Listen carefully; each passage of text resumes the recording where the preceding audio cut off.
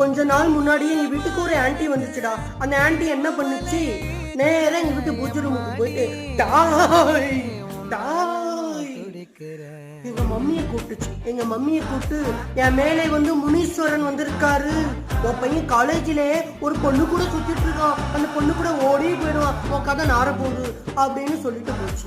அப்போ எனக்கு ஒண்ணு தோணுச்சுடா கண்ணா, இந்த சாமி வருது அப்படின்னு சொல்ற இந்த பாட்டிங்கெல்லாம் நான் கேட்கிறேன், கொரோனா வந்துச்சு இல்ல, கொரோனா வரப்போகுது, எல்லாரும் வந்து பாடையில போக போறாங்கன்னு இதுங்கெல்லாம் ஏன் முன்கூட்டியே தெரியப்படுத்தல? அது இப்போ 2.0 கொரோனா வருதான், இதை பத்தி ஏன் சொல்லல? இதெல்லாம் இவனுங்க கண்ணுக்கு தெரியல. நான் ஒரு பொண்ணு கூட பேச போறேன், நான் அவ கூட ஓடிக்கு போக போறேன், இது மட்டும் எப்படி தெரியுது?